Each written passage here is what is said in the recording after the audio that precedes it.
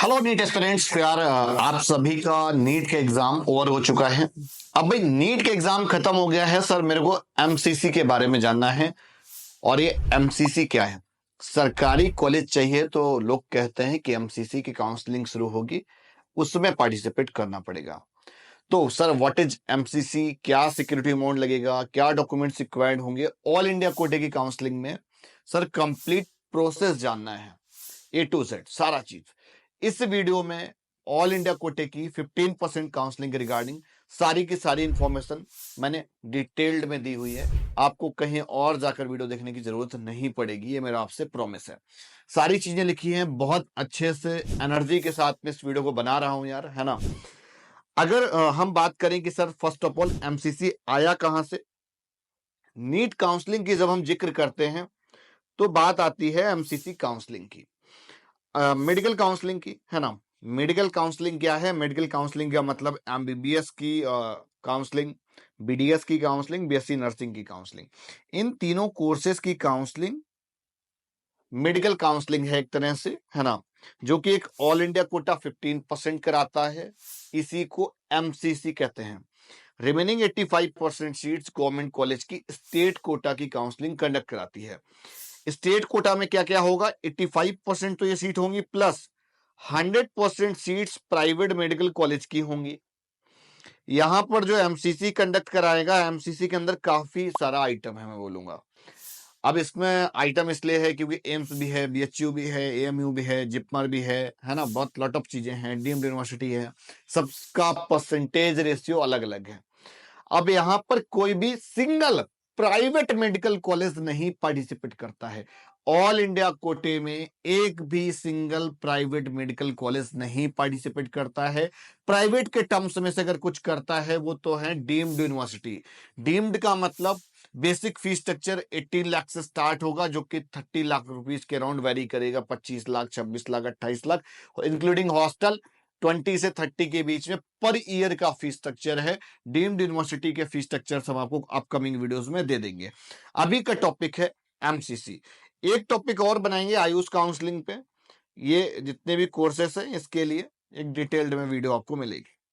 तो ये जो भैया एमसीसी है, मतलब ऑल इंडिया कोटा 15% की काउंसलिंग, बहुत बेसिक्स वीडियो में डाल रखी है। जो आप पहली बार भी काउंसलिंग कर रहे होंगे तो आप देखेंगे, समझेंगे, सीखेंगे। बिकॉज मार्केट में बहुत सारे आपको पेड काउंसलर्स मिल जाएंगे जो बोलेंगे कि हम आपकी काउंसलिंग कर देंगे, और वो अपने एक्सपर्टीज का चार्ज करते हैं। हालांकि ये करना गलत नहीं है, मैं इसके बिल्कुल भी अगेंस्ट नहीं हूँ। हम लोग भी प्रीमियम सर्विसेज देते हैं, ये मार्केट की रिक्वायरमेंट है, लोग इसके लिए इसको फुलफिल करते हैं अपने डिफरेंट डिफरेंट मेथड से। बट इसी के बीच में एक बहुत बड़ा स्कैम सिस्टम डेवलप होता है। वो बोलते हैं हम कुछ अलग तरह की काउंसलिंग करेंगे, हम आपसे 2 लाख रुपए चार्ज करेंगे, या हम आपसे 10 लाख रुपए चार्ज करेंगे, आपको गवर्नमेंट कॉलेज दे देंगे, आपके 300 मार्क्स हैं, आप जनरल कैटेगरी से बोल रहे हैं, गवर्नमेंट कॉलेज मिल जाएगा मध्य प्रदेश में, राजस्थान में, या वो किसी भी स्टेट के आपसे प्रॉमिस कर सकते हो और आपसे पैसे ले लेंगे। तो भैया ये स्कैम है, इस स्कैम से बच के रहना है। हिंदुस्तान के अंदर किसी भी अगर सरकारी कॉलेज में एडमिशन चाहिए तो वो या तो एमसीसी काउंसलिंग है या तो वो स्टेट कोटे की काउंसलिंग होगी। बियॉन्ड दैट कोई भी सिंगल एडमिशन प्राइवेट का हो या गवर्नमेंट का हो विदाउट काउंसलिंग नहीं हो सकता है, कोई भी दूसरा तरीका नहीं है। तो एमसीसी काउंसलिंग के अंदर क्या क्या आता है पहले उस पर समझ लेते हैं। सारे हिंदुस्तान के जितने भी गवर्नमेंट मेडिकल कॉलेज हैं, सारे स्टेट की जितने भी स्टेट्स हैं, है ना, 15% seats of all government medical college. दूसरा 100% सीट्स एम्स की, 100% सीट्स कहाँ की? बीएचयू की, मतलब जो भी सेंट्रल यूनिवर्सिटी हैं उनकी 100% सीट्स का पार्टिसिपेशन ऑल इंडिया कोटे के थ्रू होगा। जिपमर भी भैया जो ओपन वाला सीट है वो सारा का सारा यहां मिलेगा। 15% डीयू का और आईपी का मिलेगा। अब डीयू और आईपी में थोड़ा सा लफड़ा है, मैं क्वेश्चन मार्क लगा रहा हूं इस पे, बिकॉज इसमें आईपी के कुछ कॉलेज हैं जो कि 100% सीट का पार्टिसिपेशन सेंट्रलाइज्ड होता है, एज एन डीयू की तरह रिएक्ट करते हैं। इस पे हम शॉर्ट्स अलग से बना देंगे, तो वो आप देख लेना, बहुत ज्यादा इंपॉर्टेंट है, उस पर कंफ्यूज नहीं होना। मैंने हर साल ये वीडियो बनाता हूं तो आप उसको देख सकते हैं। 15% seats all India Kota seats of ESIC, ठीक है, ये चीज क्लियर हो गया। और 100% सीट्स ऑफ डीम्ड यूनिवर्सिटी, अगर डीम्ड लेना है तो ऑल इंडिया कोटे के थ्रू, और कहीं से नहीं मिलेंगी। सरकारी कॉलेज चाहिए, सेंट्रल यूनिवर्सिटी चाहिए, ऑल इंडिया कोटे के थ्रू, और कहीं से नहीं मिलेंगी। कुछ बहुत एक्सेप्शंस हैं, जैसे जिपमर की क्या स्पेशल रिजर्वेशन है, एएमयू की क्या स्पेशल रिजर्वेशन है, क्या सर कोई बीएचयू में स्पेशल रिजर्वेशन है, सर आईपीओडीयू का क्या चक्कर है, ये सारी एक वीडियो अलग से स्पेशल रिजर्वेशन के फॉर्म में हम देंगे, बिल्कुल भी टेंशन मत लो। ऑल इंडिया कोटे की काउंसलिंग के लिए किसी भी तरह का कोई भी डोमिसाइल सिस्टम वहां पे रिक्वायर्ड नहीं होता है, कोई भी सर्टिफिकेट नहीं चाहिए, नो सर्टिफिकेट, मतलब नो डोमिसाइल सर्टिफिकेट रिक्वायर्ड। आपको सिंपली ये रजिस्ट्रेशन कैसे करना है, क्या प्रोसेस होगा, अभी आगे बताऊंगा। जो नीट की काउंसलिंग का लॉगिन होता है ना, इसी से आपको लॉगिन होगा एमसीसी के पोर्टल पे, वहां पर आप लॉगिन करेंगे, है ना। और ऑल इंडिया कोटे में आपको वहां पर पार्टिसिपेट करना होगा। वहां पर आपसे पूछते हैं आपको एएफएमसी में अप्लाई करना है, किसके लिए आपको अप्लाई करना है, तो स्टार्टिंग में पूछा जाएगा, आपको वहीं से टिक करके आगे के लिए मूव ऑन कर जाना है या डीम्ड क्लिक करना है। ऐसे सेक्शंस बन के आएंगे। एक ऑल इंडिया कोटा लिखा होगा 15%, है ना, और दूसरा लिखा होगा डीम्ड यूनिवर्सिटी का 100% जिस पे होगा। अब डीम्ड के लिए फीस अलग लगती है, ठीक है ना। सेंट्रल इंस्टीट्यूशन का एक अलग सेक्शन होगा और एएफएमसी का अलग होगा, ठीक है ना। और ये जब बाहरी पोर्टल पे दे देंगे, अगर आप बाहर आपने अगर कुछ गलती से, फॉर एग्जांपल अगर आप एफएमसी में करना चाहते हो और आपने एफएमसी में नहीं क्लिक किया और आप अंदर चले गए, तो ये अपने आप में बड़ी मिस्टेक है। जब इस बार का पोर्टल ओपन हो जाएगा, काउंसलिंग कैसे करनी है डिटेल्ड में सारी चीजें बताऊंगा, बिकॉज पोर्टल का फ्रेम हर साल कुछ ना कुछ लिटिल बिट चेंज होता रहता है। कितने राउंड्स होते हैं एमसीसी में सर? अब एमसीसी में राउंड्स कितने होते हैं, पहले वो मैं आपको यहाँ पर क्लियर कर देता हूँ। पहला राउंड तो भैया राउंड 1 होगा, है ना। अब राउंड 1 के बाद राउंड 2 में जाने की कुछ टर्म्स एंड कंडीशन होंगी, उसकी कुछ रूलिंग होगी। राउंड 3 की कुछ टर्म्स एंड कंडीशन होगी, कुछ रूलिंग होगी। यहां से बड़ी एक तरह से बहुत सारे राउंड्स में, अगर मतलब ऐसा कहते हैं इन जनरल बेसिस पे, अगर यहां पर आपने सीट लॉक कर ली मॉप अप राउंड में, तो आप आगे के राउंड में पार्टिसिपेट करने के लिए एलिजिबल नहीं होते हैं। यहां पर आप अपनी सीट को एग्जिट भी नहीं कर सकते हो। अगर अलॉटमेंट आ गई तो लेना ही लेना पड़ेगा, अदरवाइज आपकी स्टेट की एलिजिबिलिटी खत्म हो जाती है, ऐसा लोग कहते हैं। यार बहुत सारी गाइडलाइंस है, बहुत सारे टर्म्स एंड कंडीशन है, ऐसी ऐसी कंडीशन अगर आपने ऑल इंडिया में कोई गड़बड़ी करी तो आपको स्टेट में पार्टिसिपेट नहीं करने देंगे। और ऐसा एक्चुअली में बहुत बार बच्चों के साथ में होता है कि आपको सीट अलॉट होती है और आप पार्टिसिपेट नहीं कर पाते हैं। तो यार ये बहुत रूलिंग का बहुत सिस्टम है, बहुत इंपॉर्टेंट है। आगे की वीडियो सारी देखते रहना, मैं राउंड वाइज सारी रूलिंग को ब्रीफ करूंगा, है ना। टेंशन लेने की जरूरत नहीं है, आपकी काउंसलिंग में मैं आपको बिल्कुल एकदम फ्रीली हेल्प करने वाला हूं। राउंड 4 स्टे वैकेंसी राउंड होता है, round 5 final stay vacancy round होता है, और राउंड 6 भाई बीडीएस वगैरह की जो सीट्स रह जाती हैं उनके लिए होता है। अब ये राउंड वाइज जैसे जैसे आप नीचे आओगे, कट ऑफ एक्सटेंड करने लगती है, बिकॉज टाइम पास होने लगता है, बच्चे स्टेट की काउंसलिंग में एडजस्ट होने लगते हैं, तो कहीं ना कहीं कट ऑफ एक्सटेंड कर जाती है। तो इसलिए बड़ा इंपॉर्टेंट होता है एक फैक्टर और, कि भाई ऑल इंडिया कोटे में आपको पार्टिसिपेट करना है कि आपको स्टेट कोटे में करना है। एग्जाम्पल के टर्म्स में मध्य प्रदेश की कट ऑफ कम जाती है in comparison to all India quota. जैसे लास्ट ईयर ऑल इंडिया कोटे में स्पेशल वैकेंसी राउंड पे भैया 610 पे मिला था, बट मध्य प्रदेश में देखोगे तो 585 पे भी मिल जाता है। अब यार ये तो एक गैप है, एक ह्यूज गैप है भाई। 25 नंबर अगर कम है तो आपको मध्य प्रदेश में मिल जा रहा है। अब हो सकता है आपके पास एमपी की डोमिसाइल हो, लेकिन आपने एमपी में पार्टिसिपेट ना करके कहाँ कर लिया, ऑल इंडिया में।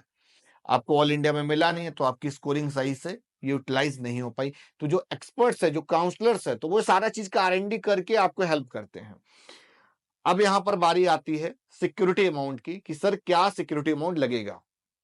गवर्नमेंट कॉलेज के लिए 10,000, जनरल ईडब्ल्यूएस के लिए 1,000 रुपए फॉर्म फीस होती है, जो कि नॉन रिफंडेबल होती है। 500 रुपए एससी एसटी और ओबीसी और पीडब्ल्यूडी के लिए होती है। डीम्ड में अगर पार्टिसिपेट करना है, 2 लाख रुपए लगेंगे भाई। ये सिक्योरिटी अमाउंट है, बाद में रिफंड आ जाता है आफ्टर अलॉटमेंट, है ना। और अगर आपके नॉन रिफंडेबल की कंडीशन में हो गए तो पैसा भी वापस नहीं आता है। तो काउंसलिंग बड़ा सीरियस वे में करना यार, इसमें बहुत सारी मिस्टेक्स हैं। मिस्टेक्स ये हैं कि भाई आप दोनों पोर्टल करोगे, हो सकता है 3 जगह के पोर्टल करो, और आपने कहीं अलॉट करके सीट छोड़ दी, आपकी एलिजिबिलिटी खत्म होगी, अब आप टेंशन में आ जाओगे कैसे होगा क्या होगा। तो भाई बहुत अच्छे से सिस्टमैटिक से सेंसिटिव पोर्टल्स हैं, सही से समझ के सारी चीजों को रीच आउट करना है, अच्छे से समझना है, देन पार्टिसिपेट करना है। एक काउंसलिंग एक प्रॉपर रूट मैप बनाना तब करना। और भाई जो इधर फॉर्म फीस है वो नॉन रिफंडेबल है, 2 लाख रुपए इधर लगेंगे, फीस में एडजस्ट नहीं होते हैं, इसलिए व्यवस्था करके पहले से रखना। अब ये जो पैसा है बाद में जिस अकाउंट से कटता है उसी अकाउंट में वापस आता है, same account will be get refund, किसी और दूसरे अकाउंट में नहीं कटेगा। इसलिए कैफे से ट्रांजेक्शन आप कराओगे तो कैफे वाले भैया के पास जाएगी और वो अमीर हो जाएंगे। अगर उन्होंने 10 बच्चों भी भर दिए तो भैया मोटा मोटी 20 लाख का काम हो गया। तो इसलिए बहुत सारे लोग यहां से भी घुमाते हैं, इस चीज का ध्यान रखना। आपके पास में इस तरह के अकाउंट डिटेल्स या चीजें नहीं होंगी। और कैटेगरी सर्टिफिकेट सबसे इंपॉर्टेंट मुद्दा यार, सेंट्रल की काउंसलिंग के लिए बहुत बार बच्चे स्टेट का सर्टिफिकेट लगा देते हैं। तो स्टेट का सर्टिफिकेट क्यों लगाना है? स्टेट की काउंसलिंग के लिए स्टेट का सर्टिफिकेट, सेंट्रल की काउंसलिंग के लिए सेंट्रल का सर्टिफिकेट। समझ गए? कोई भी कंफ्यूजन नहीं है। तो यहां पर आपको सेंट्रल का सर्टिफिकेट बनवाना पड़ेगा, वो आपका ईडब्ल्यूएस का हो, ओबीसी का हो, एससी का हो, एसटी का हो, सेंट्रलाइज सर्टिफिकेट चाहिए होगा। स्टेट का डालोगे रिजेक्ट हो जाएगी, दिक्कत आएगी, फिर काउंसलिंग में विड्रॉल हो जाओगे, सीट अलॉटमेंट कैंसिल हो जाएगी। कंप्लीट डिटेल एक हम लोग अभी प्लान कर रहे हैं, है ना, आपको बहुत जल्द मिल जाएगी। अगर इसको हम शॉर्ट पे बात करेंगे भैया, एमसीसी के लिए क्या क्या चीजें रिक्वायर्ड होती हैं, तो ये मैंने एक डिटेल्ड में प्रोसेस बता दिया कि ये चीजें होंगी, एक बहुत सेंसिटिव प्रोसेस है, ये गलतियां हो सकती हैं, इस तरह से करना है। सबसे पहले आपको एमसीसी के पोर्टल पर रजिस्ट्रेशन करना पड़ेगा, कुछ रजिस्ट्रेशन फीस जाएगी एज पर योर कैटेगरी, और डिपॉजिट जाएगा सिक्योरिटी का। आप गवर्नमेंट के लिए करेंगे तो गवर्नमेंट के ऑप्शंस आएंगे, डीम्ड के लिए करेंगे तो गवर्नमेंट प्राइवेट दोनों के ऑप्शंस आते हैं। सेकेंड ऑप्शन, सेकेंड स्टेप क्या है? सेकेंड स्टेप ये कहता है कि भाई आपको चॉइस फिलिंग के लिए एक्सरसाइज करनी पड़ेगी as per the giving time schedule. आपके मार्क्स कितने भी अच्छे हों, अगर आपने चॉइस फिलिंग मिस कर दी, चॉइस फिलिंग नहीं की, तो आप काउंसलिंग में पार्टिसिपेट ही नहीं कर रहे। उसका मतलब आपका मेरिट लिस्ट में नाम ही नहीं जाएगा। नाम जाएगा भी तो कॉलेज चॉइस नहीं आपके पास में। जब कॉलेज चॉइस नहीं डाला, बहुत बार बच्चे चॉइस फिलिंग एक्टिविटी मिस कर देते हैं। तो भैया शेड्यूल जो आया उसको पेस्ट करके रख लेना, उसी शेड्यूल को पूरा फॉलो करना, टाइम डेट एकदम एक्यूरेट, कुछ भी वेरी नहीं होता है, कितना भी ईमेल करो कुछ भी चेंज नहीं होगा एमसीसी में। राउंड 1 की अलॉटमेंट आएगी, अलॉटमेंट आने के बाद में एक बड़ा इंपॉर्टेंट स्टेप होता है, अलॉटमेंट आते ही जो प्रोविजनल पब्लिकेशन देते हैं ये, उसी में आपको ध्यान देना है कि भैया आपको फ्रीज करना है, अलॉटेड इंस्टीट्यूट जो है वो फ्रीज करना है, फ्लोट करना है, फ्री एग्जिट करना है। राउंड 1 में फ्री एग्जिट की कंडीशन होती है। तो क्या करना है भाई, करना क्या चाहते हो तो वो पहले से ही पता कर लेना। पता चला आपने स्टेट में भी पार्टिसिपेट कर रखा है, फिर ऑल इंडिया और स्टेट के बीच में फंस जाओगे। इसलिए डे 1 से क्लियर रहो, बहुत सिलेक्टिव चॉइसेस रखो, जो लेनी हो वही फिल करना, जो नहीं लेना वो नहीं फिल करना, अदरवाइज अलॉट होके आ जाएगा, आगे काउंसलिंग में फंस जाओगे। 3 ऑप्शंस होते हैं, तीनों के अपने अलग अलग मीनिंग है। राउंड 1 में फ्री एग्जिट होता है, फ्री एग्जिट में कुछ भी नहीं करना होता है, रिपोर्टिंग नहीं करनी होती, कॉलेज जाना नहीं होता, पोर्टल में भी कुछ नहीं करना होता है, अपने आप फ्री एग्जिट कंसीडर हो जाती है। डॉक्यूमेंट्स रिक्वायर्ड, मतलब भाई डॉक्यूमेंट्स अपलोड करने होते हैं आफ्टर अलॉटमेंट। फिजिकल रिपोर्टिंग के समय पे आपको बताना पड़ता है कि भाई आप इस सीट को फ्रीज कर रहे हैं, फ्लोट कर रहे हैं, विड्रॉल करेंगे, क्या करेंगे, है ना। तो आपको माइंडसेट क्लियर होना चाहिए। अगर आपको फ्लोट करना है तो काफी बार आपको एप्लीकेशन देनी पड़ती है, अदरवाइज पोर्टल पे ही सेक्शन आ जाता है। तो ये वीडियो थी जो कि डिटेल्ड में थी, है ना, जो एमसीसी के काउंसलिंग के बारे में थी कि एमसीसी की काउंसलिंग में क्या क्या पार्टिसिपेट करता है, किस तरह से करना है। होप सो सारी चीजें क्लियर हो गई होंगी। एमसीसी का ऑफिशियल लिंक डिस्क्रिप्शन पर दे रखा है, ब्रोशर का उस पर मैंने डाल रखा है अपने टेलीग्राम ग्रुप में, तो बिल्कुल भी कंफ्यूज मत हो। बहुत सारी सीट्स बढ़ेंगी हर एक स्टेट में भैया, 15% का कंट्रीब्यूशन होगा, कट ऑफ कुछ ना कुछ रैंक वाइज तो एक्सटेंड करेगा ही करेगा। और इस बार का हमारा भी एक्सपेक्टेड डेटा ये कहता है कि भाई expected rank last year 23,000 something कुछ था, 23,674 ये लास्ट रैंक अलॉटिंग थी। मुझे इस बार लगता है रैंक 26,000 टच कर जाएगा। काफी सीट्स बढ़ रही हैं हर एक स्टेट में, तो एक्सटेंशन आएगा, हम तो लास्ट राउंड तक भी भाई काउंसलिंग कर लेंगे, एक अच्छा कॉलेज भी ले लेंगे, सरकारी भी ले लेंगे। वीडियो आज की यहीं तक। अगर कुछ भी डाउट क्वेरीज हैं तो कमेंट सेक्शन पे बताना, हम डिटेल्ड में वीडियो लेके आने वाले हैं, बिल्कुल भी टेंशन नहीं लेना। और एक फ्री गाइडेंस फॉर्म दिया होगा, अगर आप चाह रहे हैं कि मेरे यहाँ से काउंसलिंग लेना चाह रहे हैं, कुछ सपोर्ट कर लेना चाह रहे हैं यार, तो आप एक बार फॉर्म फिल करके देखो, टीम से इन्फॉर्मेशन ले लीजिए, ताकि आपके लिए हेल्प रहे और फ्यूचर में आपका जो नीट काउंसलिंग है बहुत अच्छे से हो। Bye bye.